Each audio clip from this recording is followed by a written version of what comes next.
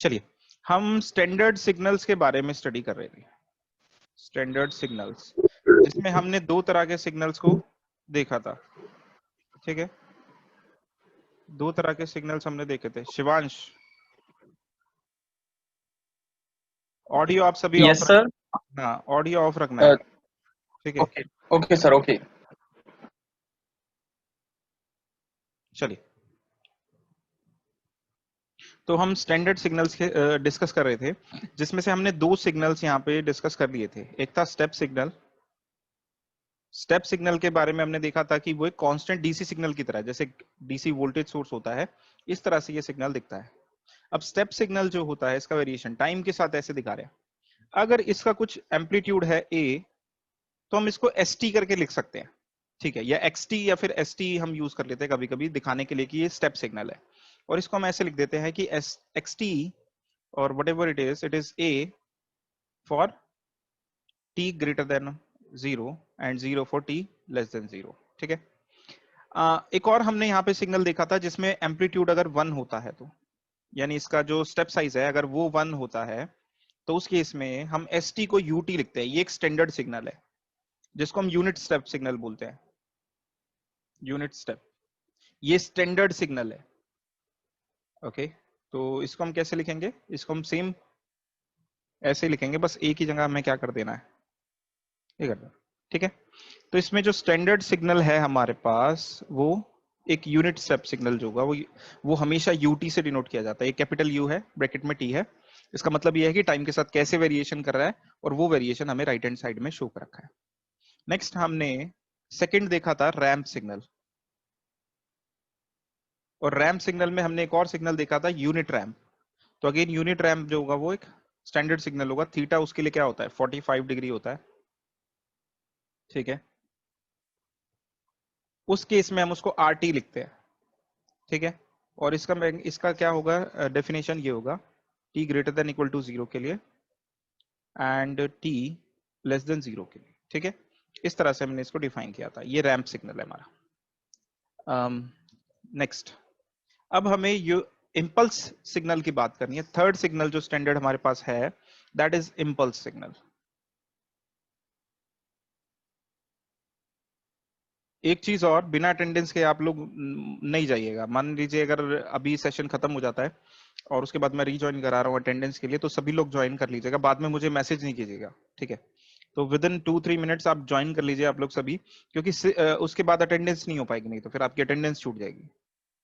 ठीक है, और मेरे पास जितनी की लिस्ट होगी मैं तो उन्हीं का मार्क कर सकता हूँ, क्योंकि मुझे तो अटेंडेंस भी फिल करनी है इंडिविजुअल स्टूडेंट की। तो थोड़ा सा ध्यान रखिएगा इसका। एंड ओके, सो अब हमें जो डिस्कस करना है, इम्पल्स सिग्नल के बारे में डिस्कस करना है। इम्पल्स सिग्नल को हम डेल्टा टी से रिप्रेजेंट करते हैं। ठीक है, डेल्टा टी से हम इसको रिप्रेजेंट करते हैं, रादर यूनिट इम्पल्स को हम ऐसे रिप्रेजेंट करते हैं। तो हमारे पास अगेन जो इम्पल्स सिग्नल है, ये दो तरह के होते हैं। इसको मैं इसी तरह से लिख देता हूँ। एक तो नॉर्मल इम्पल्स अगर हम बोल रहे हैं तो उसका वेट कुछ भी हो सकता है, लेकिन अगर हम यूनिट इम्पल्स बोल रहे हैं तो उसका वेट जो होगा वो 1 होगा। यानी उसका एरिया जो होगा, एरिया अंडर कर्व, वो निकल के आएगा 1। और यहां पर एरिया क्या हो सकता है, कोई भी कांस्टेंट वैल्यू हो सकती है, कुछ भी। के लिख दिया मैंने, सपोज करो यहां पर। ठीक है, अब आप रिकॉल कर सकते हो कि हमने यहाँ पे जब यूनिट स्टेप बोला था तो उसका स्टेप साइज 1 था। जब यूनिट रैंप बोला था तो स्लोप 1 थी, ग्रेडियंट जो है वो 1 था। और जब हम यूनिट इंपल्स बोल रहे हैं तो हम बोल रहे हैं कि एरिया 1 है। तो तीनों में यूनिट तो लग रहा है, पर सेम चीज को रिप्रेजेंट नहीं कर रहा है वो 1। ठीक है, अब इंपल्स सिग्नल होते क्या है, तो आपने शायद 11th क्लास में पढ़ा होगा इंपल्स ऑफ अ फोर्स या इंपल्सिव फोर्स के बारे में। ठीक है, ये क्या होता है, ये एक इंपैक्ट होता है बेसिकली। इंपैक्ट होता है सडन इंपैक्ट, या फिर हम इसको बोल सकते हैं एक सडन सिग्नल है ये। सडन सिग्नल, सडन सिग्नल कैसे होते हैं, जैसे हमने लास्ट क्लास में भी डिस्कस किया था। अगर सपोज करो कोई ये स्लैब है और इसके ऊपर कोई ऑब्जेक्ट रखा हुआ है, अगर आप यहाँ पे इसे हैमर से हिट कर रहे हो तो क्या होगा, जो जैसे ही आपने इसको हिट किया, ये एक फोर्स एक्सपीरियंस करेगा बहुत ही शॉर्ट ड्यूरेशन ऑफ टाइम के लिए। ओके, एंड जैसे, ठीक है, अब आपने दोबारा हिट किया तो दोबारा महसूस करेगा, दोबारा हिट किया तो फिर से महसूस करेगा। तो जितनी जैसे जैसे आप हिट करते रहोगे केवल तभी ये फोर्स महसूस करेगा। अगर हम मान ले कि ये जो मोमेंटरी है, ये जो फोर्स इसको मिल रही है या इसके ऊपर जो इंपैक्ट आ रहा है वो मोमेंटरी है, तो इस सिग्नल को अगर हम ड्रॉ करना चाहें टाइम के साथ तो हम कैसे दिखाएंगे? देखिए, अगर ड्यूरेशन हमने मान ली है 0, तो ये कैसे जाएगा? देखिए एक्चुअल में कैसा होता है वो मैं आपको दिखा देता हूं यहाँ पे। ये आपने शायद हो सकता है कर्व देखा भी हो कि ये t इक्वल टू 0, जब आपने इसको हिट किया है, जैसे ये इसके कांटेक्ट में आया, हैमर जैसे ही, मैं थोड़ा सा ड्रॉ हैमर बोल रहा हूं इसको, पर ये दिख नहीं रहा हैमर जैसा, लेकिन आप एज्यूम कर सकते हो कि ये हैमर है। जैसे ही हमने इस ऑब्जेक्ट को इससे हिट किया, जैसे इसके कांटेक्ट में आया, उसको हमने बोला t इक्वल टू 0, तो उसके बाद फोर्स लगनी शुरू होगी। अब बहुत ही शॉर्ट ड्यूरेशन, सपोज करो ये जो दोनों कांटेक्ट में थे ये 0.1 सेकंड के लिए कांटेक्ट में थे, ठीक है? तो यहां पर क्या होगा, t इक्वल टू 0 पे कांटेक्ट में आए हैं और t इक्वल टू 0.1 तक कांटेक्ट में है, और उस बीच में क्या हो रहा है, कांटेक्ट हो रहा है, और ये फोर्स बढ़ रही है बढ़ रही है बढ़ रही है, मैक्सिमम हो रही है, और फिर क्या होगा, एकदम से 0 हो जाएगी। थोड़ी देर बाद ये ऐसे ऐसे घट करके 0 हो जाएगी, जैसे हैमर रिमूव कर लिया कांटेक्ट से। तो ये कुछ इस तरह की दिखती है। लेकिन अगर एक आइडियलाइज्ड कंडीशन हम यहां पर एज्यूम कर ले, तो होगा क्या, हम बोल सकते हैं कि ये इंपैक्ट जो है वो किस में हुआ है, नो टाइम में इंपैक्ट हुआ है, या मोमेंट में, या इंस्टेंटेनियसली हुआ है, ठीक है? अगर हम एक आइडियल सिग्नल की अगर हम बात करें, इंपल्स सिग्नल की, तो उसमें क्या होगा कि सडन होगा, एकदम से इंक्रीज होगा और वापस से क्या होगा, रिड्यूस हो जाएगा 0 in no time, that means in instantaneously. तो होगा क्या, यहां पर हम ये इन ऐसे इंपैक्ट हो रहा है और ये सिग्नल जा रहा है ऐसे, ठीक है? तो हम इसको ऐसे शो करते हैं, ये इन्फिनिटी को जा रहा है, और ये क्या होगा, वापस से 0 आ जाएगा इसी में, t इक्वल टू 0 पे ही सारा काम हो जाएगा, ये ड्यूरेशन नहीं लगेगी इसको। और इस तरह के सिग्नल को, आइडियलाइज सिग्नल को हम बोलते हैं इम्पल्स, ठीक है? तो मैं एक बार आप लोगों को अनम्यूट कर देता हूं, कोई डाउट है तो मुझे बताइएगा। ओके, हाँ, कोई डाउट है क्या इसमें, समझ में आ रहा है सभी को? Yes sir. गुड सर, ठीक है। नेक्स्ट हमारे पास क्या है, अब इस ये जो सिग्नल है ना, ये डायरेक्टली पूछा जाता है एग्जाम में। अभी देखिए, हो सकता है कि आपके एग्जाम हो सकता है इसी तरह से हो जाए, पर यूनिट टेस्ट तो होंगे ही होंगे इस बार सब कुछ सिस्टमेटिकली होगा, और यूनिट टेस्ट वगैरह होंगे तो, या दूसरे टेस्ट वगैरह होंगे, तो ये सिग्नल जो होता है ये बहुत ही इंपॉर्टेंट होता है, इम्पल्स सिग्नल, ये पूछ लिया जाता है। कभी कभी तो इन तीनों में से किसी की डेफिनेशन भी पूछ ली जाती है, कभी कभी इसको इस तरह से पूछ लिया जाता है। कभी कभी इसमें एक चीज और पूछ ली जाती है कि आप शो करो कि यूनिट इम्पल्स का जो एरिया होगा वो 1 होगा, जो हम अभी करेंगे, अभी हमने किया नहीं है ये पार्ट, ठीक है? तो यहां पर हमने इसको शो किया एक फोर्स की फॉर्म में, इंपल्स सिग्नल को। ऐसे ही हमारे पास एक वोल्टेज या करंट सिग्नल भी हो सकता है, मतलब कोई भी फिजिकल क्वांटिटी क्या होती है, जैसे हमारे लिए अगर इलेक्ट्रिकल की हम बात करें तो यहाँ पे वोल्टेज हो गया, करंट हो गया, एंड सो ऑन। तो हम क्या करें, एक वोल्टेज सोर्स ऐसा बना सकते हैं, या फिर एक काम करो, यहाँ पर क्या करा तुमने, ऐसे करके एक सर्किट ले लिया। यहाँ पर ये क्या है, ये एक बल्ब को रिप्रेजेंट कर रहा है आर, और ये क्या है, ये एक डीसी बैटरी ले ली सपोज करो आपने। अब आपने क्या करा, एकदम से की इंसर्ट करके रिमूव कर लिया, से क्या होगा, एकदम से जैसे ही आपने की इंसर्ट की, ये वोल्टेज इसके अक्रॉस अप्लाई हो जाएगी, एक करंट फ्लो करेगा, और जैसे ही आपने रिमूव करी वो 0 हो जाएगा। अब ये काम जो किया है ना आपने, की को इंसर्ट करके रिमूव करने का जो काम है, ये आपने मोमेंटरी, एक मोमेंट में कंप्लीट कर दिया है पूरा काम। तो ये जो करंट आपको मिलेगा ये भी क्या मिलेगा, एक मोमेंट का मिलेगा ना, ऐसे वोल्टेज भी एक मोमेंट के लिए मिलेगी। तो उस केस में इट कैन रिप्रेजेंट व्हाट, एक इंपल्सिव सिग्नल को ये रिप्रेजेंट कर सकता है, ठीक है?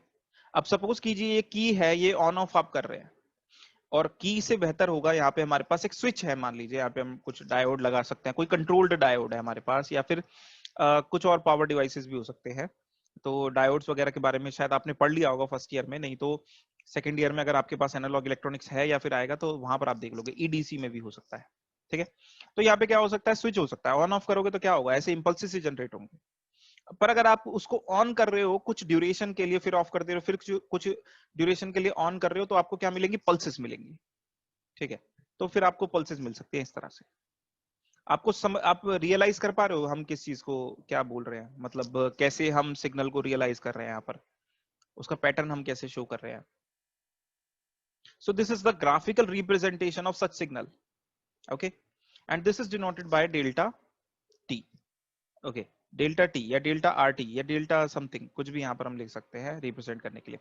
अगर ये यूनिट इम्पल्स फंक्शन है तो हम डेल्टा ut लिख देते हैं, कभी कभी डेल्टा rt लिख देते हैं, या कुछ भी ऐसे लिख सकते हैं. That is upon us. ठीक है. अब जो मोस्ट इंपॉर्टेंट काम है इस सिग्नल के बारे में वो हम देखते हैं. That is the area under impulse function. ठीक है, इम्पल्स फंक्शन, और हम इसे यूनिट इम्पल्स लिख लेते हैं. ठीक है, कोई और भी होगा सिंपल. अगर नॉर्मल इम्पल्स फंक्शन होगा तो आप यूनिट जो इसका अभी मैं बता देता हूं आपको कैसे करना है. ठीक है, वो आपको समझ में आ जाएगा. अगर यूनिट भी नहीं भी होगा तो भी आप निकाल सकते हैं. ठीक है, तो हमने क्या करा, हमें इसे एरिया निकालना है, एरिया अंडर कर. तो उसके लिए क्या करते हैं, हम ये ड्रॉ कर लेते हैं. अब ये ड्रॉ कैसे कर लेते हैं हम, ड्रॉ जो है वो हम थोड़ा सा इस तरह से करेंगे कि ये ऊपर जा रहा है सिग्नल. ठीक है, और ऐसे करके ये नीचे आ जा रहा है 0. और ये जो ड्यूरेशन है ये हमारी 0 है ना, लेकिन अभी हम इसको 0 नहीं लिख रहे हैं. अभी हम इसको मान लेते हैं कि ये जो ड्यूरेशन है ये है एप्सिलॉन. ओके, और इसका जो ये लेंथ है या इसका स्टेप साइज है या जो जितना ये ऊपर जा रहा है इसको हम क्या मान लेते हैं यहाँ पे 1 अपॉन एप्सिलॉन मान लेते हैं. देखिए जरा, इस तरह से हमने इसको एज्यूम किया है, सेम फंक्शन को इस तरह से हमने एज्यूम किया है. लेकिन अगर हम बात करें 1 और 2 ग्राफ की, अगर हम 1 और 2 में जो सिग्नल्स हमें दिए हुए हैं तो क्या ये दोनों सिग्नल सेम है अभी फिलहाल? क्यों बच्चों, अभी ये दोनों सिग्नल सेम है क्या 1 और 2? समझ में आ रहा है? No sir. करेक्ट. तो अभी ये सेम नहीं है, लेकिन हम क्या कर सकते हैं, हम इसके ऊपर सेकंड के ऊपर कुछ इस तरह की कंडीशन इंपोज कर सकते हैं. इसके ऊपर कंडीशन में भी इंपोज सच दैट कि ये जो सिग्नल है ये इसके जैसा हो जाए. ठीक है, जैसे कि अगर मैं इस केस में सेकंड वाले केस में बोलूं कि अगर मेरा जो एप्सिलॉन है that is tending to 0, if this condition is imposed on this curve, the second one, then you can see that this width will reduce to 0, isn't it? तो width तो 0 हो जाएगी जैसे हमें चाहिए थी. साथ ही साथ आप यहां पर देख सकते हो कि यहां पे ये जो 1 by epsilon naught है, if this is tending to 0, ये क्या हो जाएगा, ये पूरा का पूरा किसको जा रहा है, ये इन्फिनिटी को जा रहा है ना. ठीक है, ये पूरा इन्फिनिटी को जा रहा है. अब देखिए जरा, हमारा सिग्नल क्या था, डेल्टा टी, वो जा रहा था t इक्वल्स टू 0 पे इन्फिनिटी को जा रहा था. और जैसे ही मैंने ये कंडीशन इंपोज करी है अपने सेकंड सिग्नल पे, this one is also representing the same situation कि सिग्नल जो है वो इन्फिनिटी को जा रहा है और वो खत्म भी 0 टाइम में हो पा रहा है. ओके, सो अब मैं बोल सकता हूं, इस लिमिट के साथ मैं ये बोल सकता हूं कि 2 और 1 जो है दो बोथ आर इक्विवेलेंट सिचुएशंस और बोथ आर सेम फंक्शंस. उनको रिप्रेजेंट करने का तरीका डिफरेंट हो गया but they are same only. Okay, next thing is, अब मैं क्योंकि 1 और 2 सेम है तो मैं चाहे 2 का एरिया निकाल दूं चाहे 1 का एरिया निकाल दूं, उससे कोई फर्क थोड़ी पड़ेगा. तो हम एरिया इसकी मदद से निकालते हैं. ठीक है, इसकी मदद से एरिया जब आप निकालोगे you will find that so this is a rectangular pulse. Area will be given by height times the width or length into breadth. तो यहां पर L into B हमारा फॉर्मूला यूज हो जाएगा. That is given by 1 by epsilon naught times epsilon. Okay, but this is incomplete for now. Okay, so what we can do here, we can tend the limit on epsilon to 0. अब देखिए जरा, ये जो area है that will be equals to the area of this curve, and now this is, you can see that epsilon will be cancelled. और यहाँ पे कोई ऐसा वेरिएबल बचा नहीं है जिसमें आप यहाँ पर ये वैल्यू पुट की जा सके, तो ये लिमिट जो होगी रिमूव हो जाएगी और यहाँ पर सिंपल क्या बचेगा, 1 आ जाएगा। तो आप देख सकते हो एरिया कितना आ गया, 1 आ गया। तो ये क्या है, ये एक तरीका है इसका एरिया निकालने का, ठीक है, ये इसका एक तरीका है। लेकिन ऐसा नहीं कर सकते कि हम सिर्फ एक पल्स ड्रॉ करके सीधे मल्टीप्लाई करके आंसर निकाल देंगे, उसमें हमारी जो ये कंडीशन है, this is the important part. अगर यहाँ पे ये आप शो नहीं कर रहे हैं तो फिर वो गलत है, मतलब फिर वो सेम ही नहीं है ना, आपने जो एरिया निकाला वो इम्पल्स फंक्शन का है ही नहीं। अब एग्जाम में कभी कभी ये आ जाता है, और आप मान के चलो कि बहुत ही अच्छे चांसेस हैं या तो ये आ जाएगा या तो किसी ना किसी तरीके से पूछ लिया जाएगा, मतलब डायरेक्टली इनडायरेक्टली ये पूछ लिया जाएगा, ठीक है। अब दो चीजें हमें यहां पर लिखनी है, एक इम्पल्स फंक्शन को हमने ग्राफिकली तो देख लिया, मैथमेटिकली हमने नहीं लिखा है। दूसरी चीज इसका जो एरिया है that we have to write down. Okay, so let us do that. तो हमारा इंपल्सिव फंक्शन जो हो गया वो कुछ इस तरह से हो गया, और हम इसको ऐसे बोल सकते हैं कि इसका मैग्नीट्यूड क्या है, इसका मैग्नीट्यूड है इंफिनिटी। इसका magnitude is how much, infinity. कब, t is equals to 0 पर। And if t is not equals to 0, this value is 0, because we can say that this is 0, it is going to infinity in 0 time, and then it is again 0. Okay, so mathematically it can be represented like this. अब यहाँ पर एक चीज है जो confuse हो जाते हैं बच्चे, जिसमें कि यहाँ पर ये इंफिनिटी दे रखा है, हाँ इंफिनिटी ही होना है क्योंकि इंपल्स फंक्शन ऐसा ही होता है, लेकिन अगर आप एरिया निकालोगे ना डेल्टा टी का, तो वो क्या हो जाएगा, दैट इज 1, ठीक है।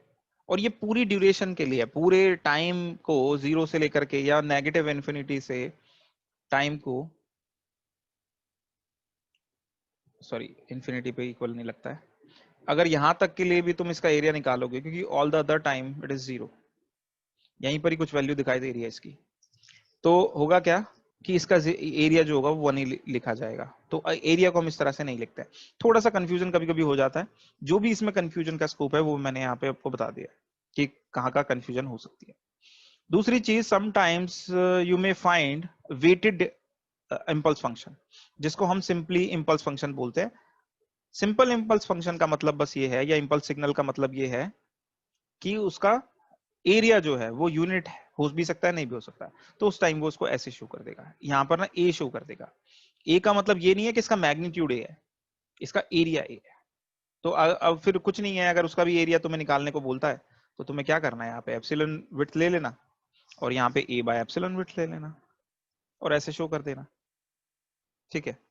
तो ये क्या शो कर रहा है, ए टाइम्स है, दैट इज फाइन। ऐसा कोई परफेक्ट सिग्नल आपको मिलेगा नहीं लाइफ में, मतलब हमारी जो प्रैक्टिकल जो सिचुएशन की अगर हम बात करें तो ऐसा कोई सिग्नल मिलेगा नहीं। सिग्नल कैसा मिलेगा, ऐसा ही मिलेगा हमेशा। हो सकता है ये 0.1 सेकंड की जगह 0.0001 सेकंड हो जाए, लेकिन कुछ तो ड्यूरेशन ये लेगा। Within no time it can not be infinite. Okay, so this is about impulse function. कोई डाउट है तो मुझसे अभी पूछ लीजिए, अदरवाइज हम इनको यूज करके हम सिग्नल सिंथेसाइज करेंगे। बोलिए गाइस, कोई डाउट है किसी को? आकाशपुरी, आयुष पांडे, दो आयुष पांडे हैं क्या, 353 एंड यस 020? ओके, यस दो हैं। हाँ ठीक है। भावेश कुमार, समझ में आ रहा है? Yes sir. Harshit Goyal, yes sir आ रहा है। Ishan, yes sir, yes.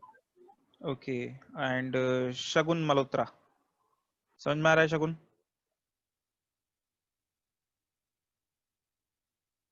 उदित,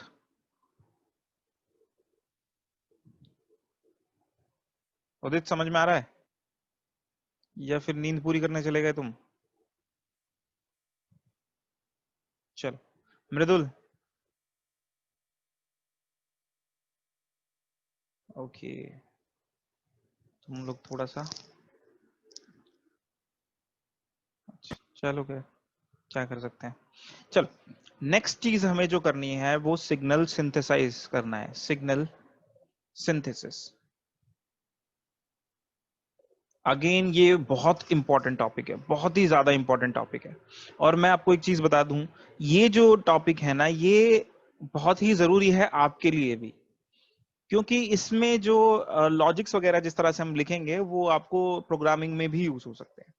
क्योंकि जब आप प्रोग्राम करते हैं कोई सिस्टम के लिए या कुछ मतलब कोई फिजिकल सिस्टम के लिए, अगर आप जब प्रोग्रामिंग करने बैठते हैं तो आपकी जो फिजिकल क्वांटिटीज होती है ना, फिजिकल क्वांटिटीज, कोई इलेक्ट्रिकल सिग्नल हो सकता है, कुछ भी हो सकता है, कोई फोर्स हो सकती है, कोई भी सिस्टम आप मतलब बना रहे हैं, उसमें अगर प्रोसेसर लग रहा है और आपको प्रोग्राम करना है उसको, तो होगा क्या, उसमें फिजिकल क्वांटिटीज होंगी कुछ, जिनको आपको, जिनके ऊपर आपको कंडीशन इंपोज करनी होगी। देखिए, जब भी हम प्रोग्रामिंग करने बैठते हैं तो प्रोग्रामिंग में दो चीजें होती है, एक तो जो लैंग्वेज आप यूज कर रहे हो उसका सिंटेक्स वगैरह, उसका उसके कीवर्ड्स वगैरह, तो ये सब चीजें हमें जरूरी है, और दूसरा होता है logic.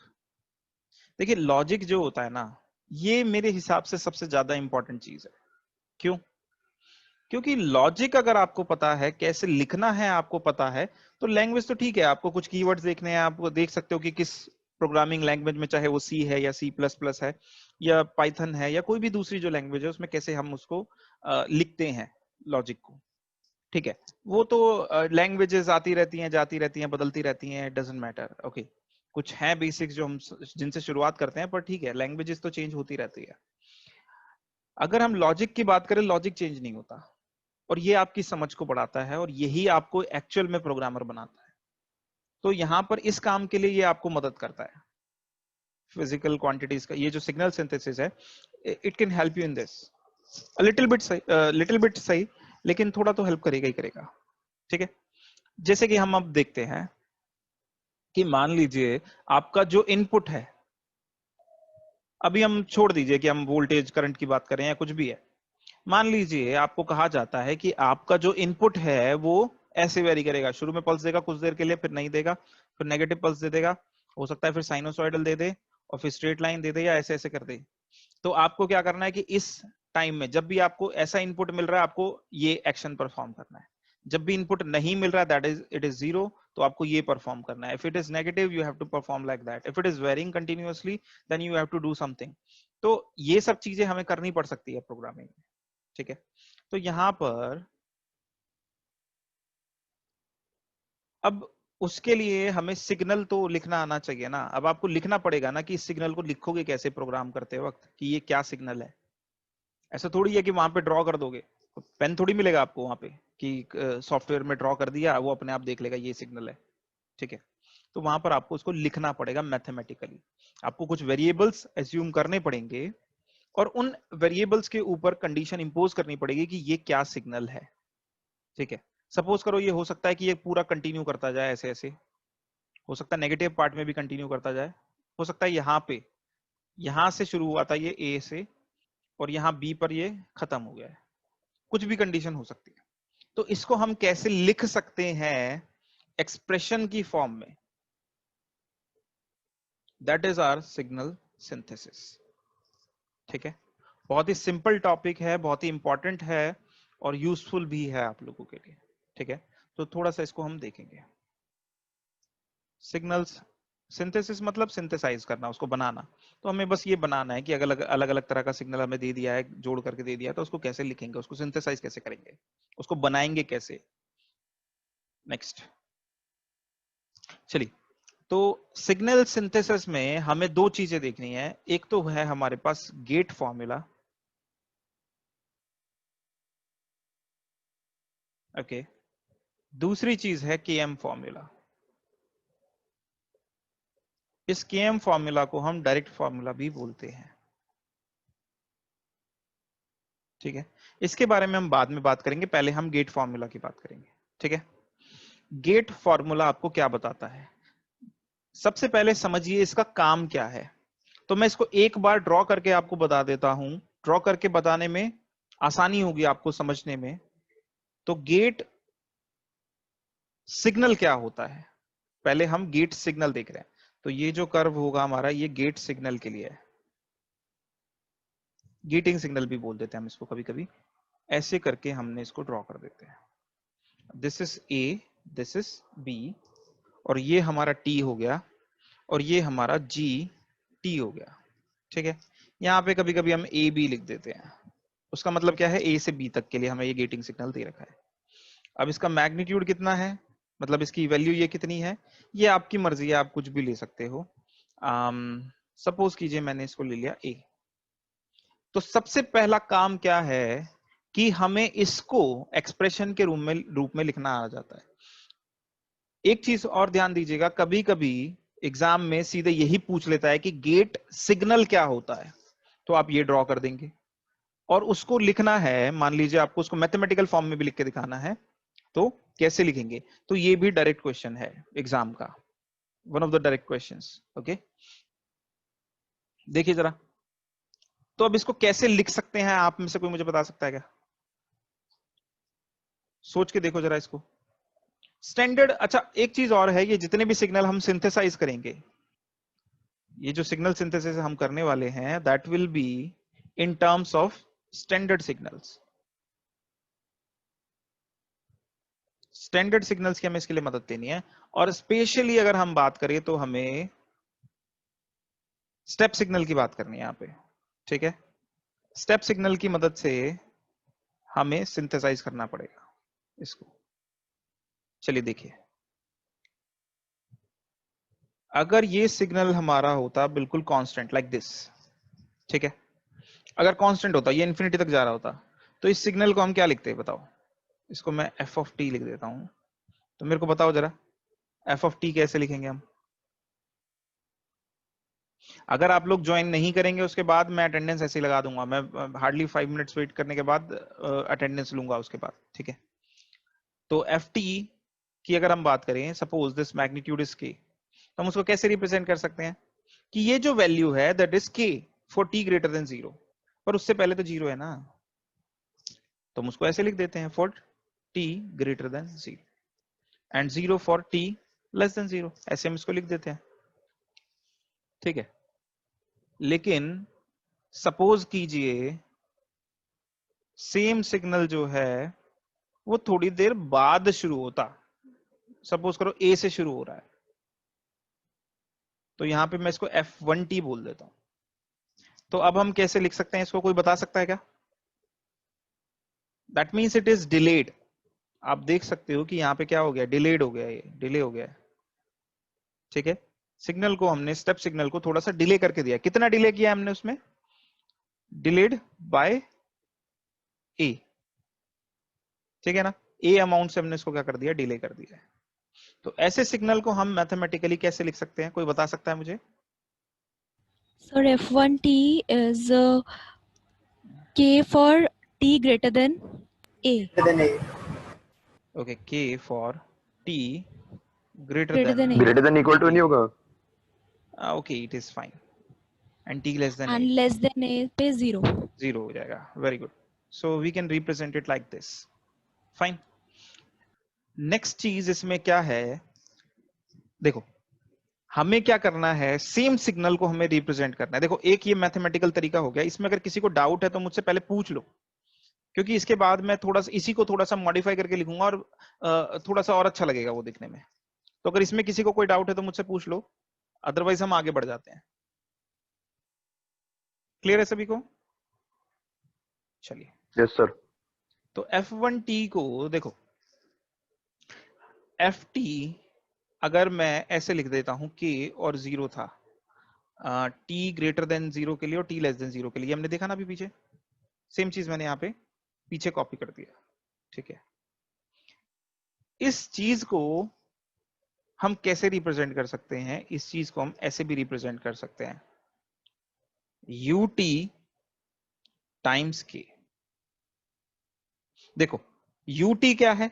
UT unit step signal है, बताओ है कि नहीं है?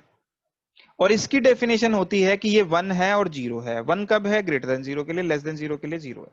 ठीक है, ये इसकी डेफिनेशन है पूरी यूनिट स्टेप की।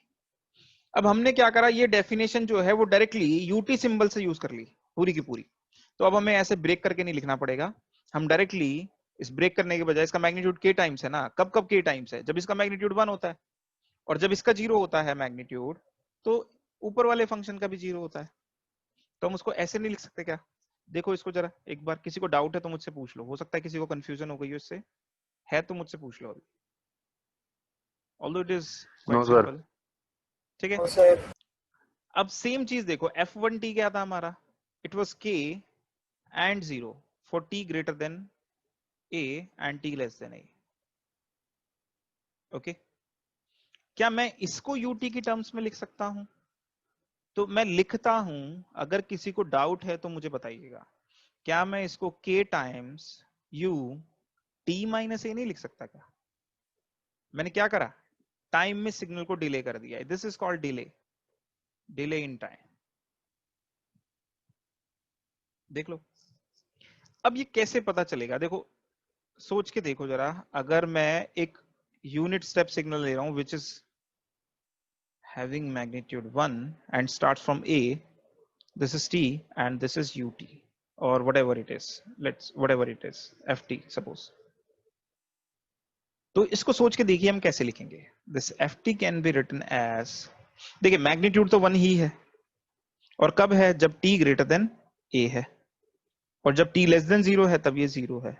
अरे कंफ्यूजन हो रही है क्या कुछ? मैं बार बार एक ही चीज को कई बार लिख रहा हूँ, लेकिन लिख भी बार बार इसीलिए रहा हूँ क्योंकि समझ में आ जाए। नहीं तो मेन प्रॉब्लम जो होती है सिग्नल सिंथेसिस में वो ये होती है कि थोड़ा सा कंफ्यूजिंग होता है।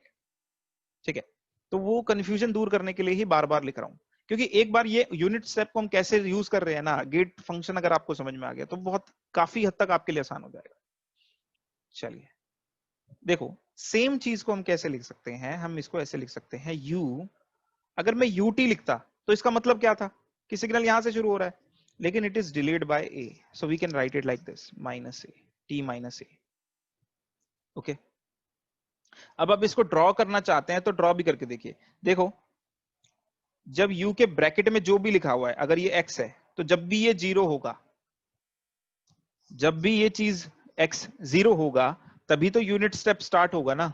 जो भी इसके ब्रैकेट में लिखा हुआ है, जब ये 0 होगा तभी तो ये स्टार्ट होगा। तो ये 0 कब होगा? देखो जरा यहां से, देखो ये 0 कब होगा? जब t इक्वल्स टू a होगा, इजंट इट? जब t इक्वल्स टू a होगा। अब ये उसके बाद 1 कब तक रहता है? जब तक ये जो चीज है ये पॉजिटिव रहती है। 0 से शुरू होती है और जब तक ये पॉजिटिव रहती है तब तक आपको यूनिट स्टेप सिग्नल मिलता रहता है। देख लो इसमें सिग्नल में कहीं भी देख लेना। तो अब ये पॉजिटिव कब होगा? जब भी तुम value t greater than a लोगे। ठीक है, तो सिंपल सा फंडा है, if you want to draw it you will get a function like this. बोलो, देखो अगर ध्यान से समझोगे, थोड़ी सी मेहनत करोगे तो कोई दिक्कत नहीं होगी, लेकिन अगर कॉन्सेंट्रेट ही नहीं करोगे तो मैं कुछ नहीं कर सकता। तो मैं क्या, फिर तो कोई भी कुछ नहीं कर सकता। अगर आपको डाउट है तो आप पूछिए, इसमें शर्माने की कोई बात नहीं है। ना तो अपने पीयर्स के बारे में सोचने की जरूरत है, ना क्लासमेट्स वगैरह के, और ना ही ये सोचिए कि मैं डांट दूंगा या कुछ भी कहूंगा। मेरे को कोई फर्क नहीं पड़ता। आप जितने डाउट पूछना चाहते हैं आप पूछिए। जिसको नहीं समझ में आ रहा वो पूछ सकता है मुझसे, कभी भी पूछ सकता है। लेकिन ये मत करिएगा कि अभी यहाँ पर ये चीज नहीं समझ में आ रही है आपको और फिर मेरे से 2 क्लास बाद पूछ रहे हो सर ये तो कैसे था। फिर ये थोड़ा सा प्रॉब्लम हो जाएगा। ठीक है, कोई डाउट है किसी को? ओके, तो हमारे पास क्या था, हमने ये देख लिया। लेकिन अभी हमने गेट सिग्नल जो हमने लिया था वो सिग्नल अभी भी नहीं बना है हमारा। अब इसको कैसे हम बना सकते हैं, थोड़ा सा हम इसको देखते हैं। देखो, ये एक सिग्नल था जिसका मैग्नीट्यूड है a, और सपोज करो एक और सिग्नल मैंने ले लिया which starts from b having magnitude, same magnitude, this is also a। ठीक है, ओके, अब देखिए जरा ये ऐसे है। ठीक है, ये दोनों सिग्नल आपको दिख रहे होंगे। सोच के देखिए कि अगर इस सिग्नल में से, यानी ये सिग्नल जो 1 है, इसमें से अगर मैं सेकंड सिग्नल को सब्ट्रैक्ट कर दूंगा तो क्या होगा? देखिए ये बड़ी वैल्यू गेट थी सिग्नल। और इसमें से मैं चेंज कर लेता हूं कलर को, इसमें से ये ए से शुरू था, अब बी से जो सिग्नल है वो मैंने सब्ट्रैक्ट कर दिया, तो ये दोनों पार्ट तो कैंसिल हो जाएंगे और सिग्नल कहां से कहां तक का मिलेगा? सिर्फ ये सिग्नल आपको मिल जाएगा।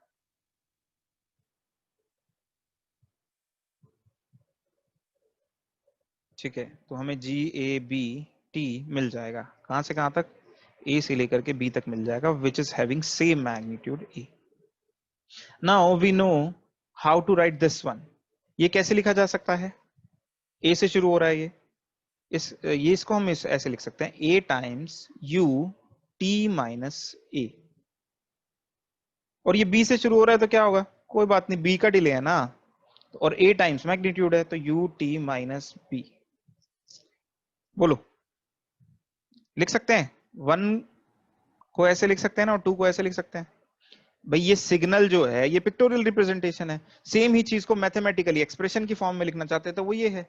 ऐसे ये एक पिक्टोरियल फॉर्म है और ये क्या है? ये मैथमेटिकल एक्सप्रेशन है इसका, सेम चीज का। इसमें कोई डाउट है तो बताओ।